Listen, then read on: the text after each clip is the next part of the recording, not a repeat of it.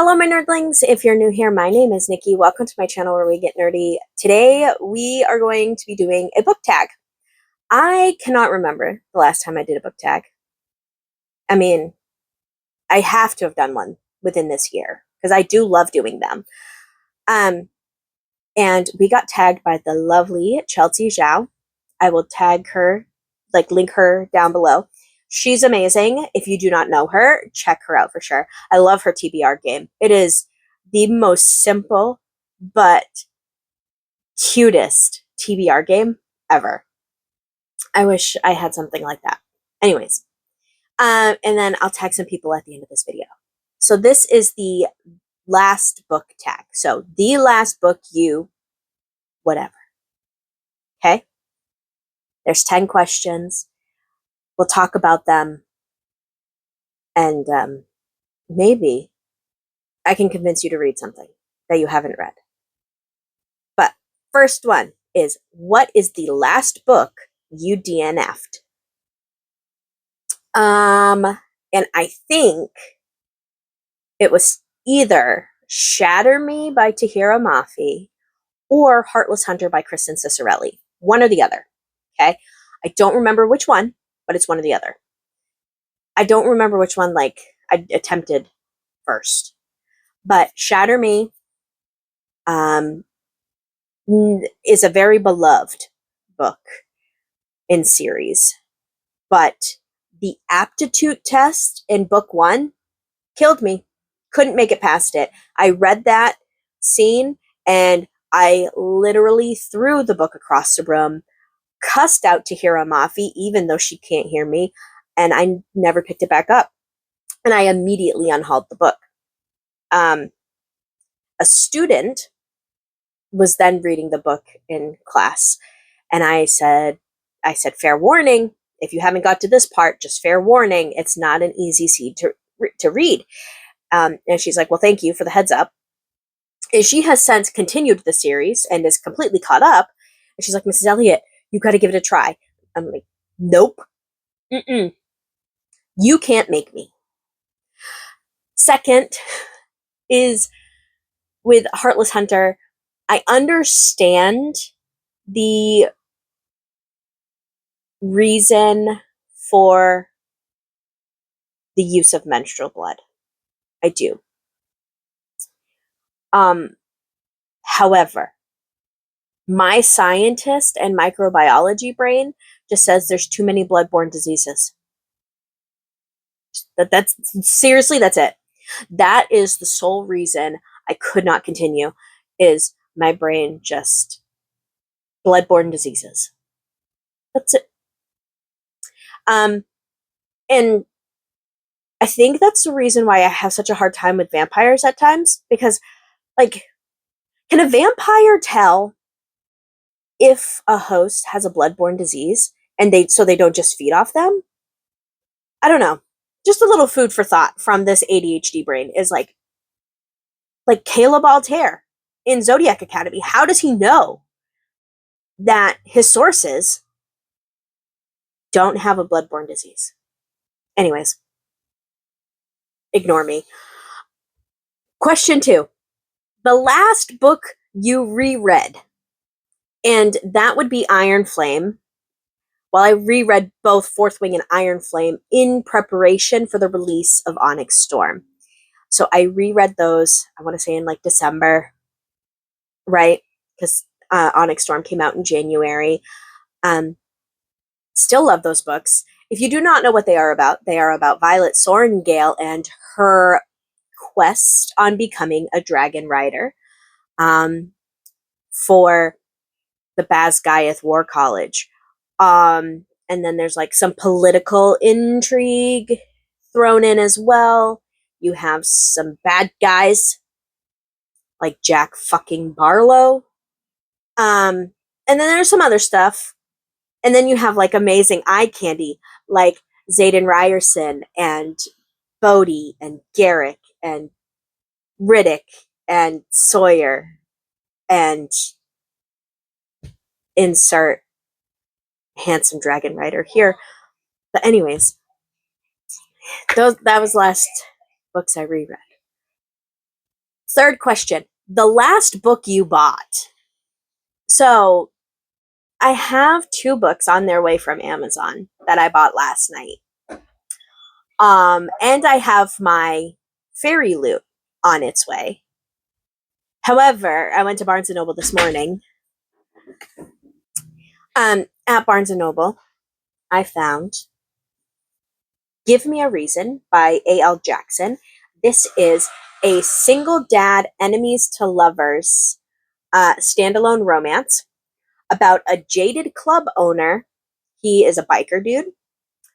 And his son's kindergarten teacher, who has applied to work at his club, unknowing that they had the tie of the son, right? To compensate because teachers don't make shit for money, right? Yeah, she didn't know this was her student's dad, and she applied to work at his club. And then there was also The Brit by Jodi Ellen Malpass, with some gorgeous edges. I really love them. Anyways, this is dude kidnaps his enemy's lover as revenge. And it's a dark romance, and it never stays a course that it's only his enemy's lover. Obviously, duh. So these 2, most recent purchase. Aside from Amazon, because I couldn't get the 2 books I wanted at Barnes, so I ordered them. 1, 2, 3, 4. Book question number 4. What was the last book you said you read, but you didn't? And I had to think really hard on this one. And I ultimately wrote down on my little cheat sheet here, probably something I was supposed to read when I was in college or high school. It's probably it. I want to say it was Beloved by Toni Morrison in my college literature class. Because I didn't vibe with the writing style. Nothing against Miss Morrison. She's a very prolific, amazing author, and I understand like what she did for the world of literature. However, I just didn't vibe. And if it wasn't that, it was Animal Farm by George Orwell, which I was supposed to read my sophomore year in high school, and I didn't. I didn't read it at all. I got to a certain part, and I couldn't finish it. And my students actually read it, and so like I know how it ends, of course, because of them and like whatnot. But I don't condone this behavior. If you have to read a book for a school project, you need to finish that book. Do as I say, not as I do. Next question. What was the last book you wrote in the margins? So the last book I annotated, or that I haven't finished reading it because I am not in the mental space for that book. I'm not in the mood for that book. Is I Want to Die, but I Still Want to Eat Tteokbokki by Baek Se-hee. I started it, not very far into it, but her 2 books, the first book in this series and the second book, are the only books I have ever written in. Have I annotated books with tabbies before? Yes, but I've never written in them like I do this one. And I put my little this, or just I will underline a passage and put something in the margins. Those are the only 2 books I've ever written in, ever. The last book you had signed. So I have never actually been to like a book signing. I really want to go to one. I really, really want to go to one. Like, I would have loved to go to a Polycon. Absolutely would have loved to go to a Polycon. Or Sinners in Stardust. That is one that's in Boston. It's not as big as WallyCon, but it's one that I would like to attend. But the last one that I acquired that was signed is my Fairy Loot edition of Firebird by Juliet Cross, which is about dragons, and it's a fantasy romance. And we know we love Juliet Cross on this channel because of her Stay a Spell series. So, anyways, I lost track of which number question we're at. Next question. The last book you lost. And this is going to probably be upsetting to some people, but the last book I lost was my hardcover edition of Fourth Wing. I let someone borrow it in January or February of 2024, and I have not gotten it back. Yep. So I need to just bite the bullet and replace it, but my little heart is holding out hope that I'll get my first edition back. Yeah. It hurts.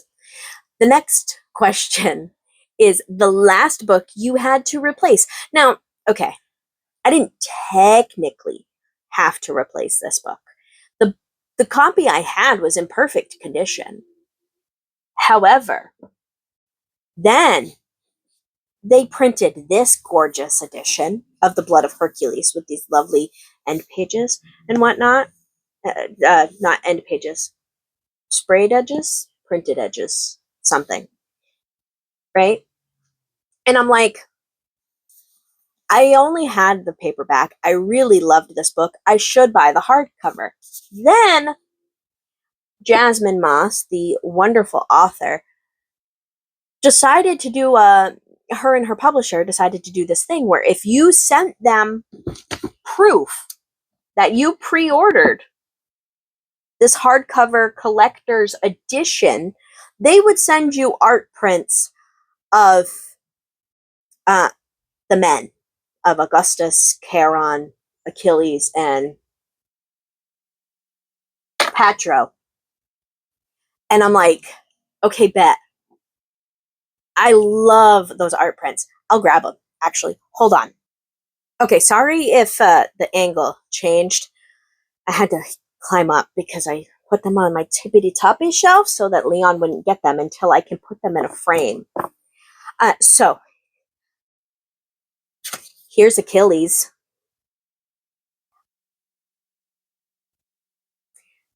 Here's Patro, which he has a longer name. And I get there's a pronunciation guide, but I ain't doing it. And here's Charon. And then probably my favorite character, even though he's a dick, Achilles, Augustus. I love his little raccoon guy. Anyways, yeah, so that's why I replaced my Blood of Hercules, but not because it actually needed replacing. It's solely because I wanted these art prints. That's it. Yep, I have impulse problems. Sorry, guys. Next, the last book you got in an argument over. Okay, so I didn't get in an argument over a single book per se. However, I got in and it wasn't an argument.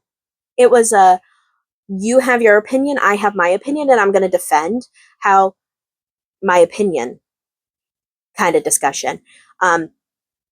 First thing was audiobooks aren't reading. Shut the front door. Okay? I'm going to need you to sit down, zip it, and not be ableist.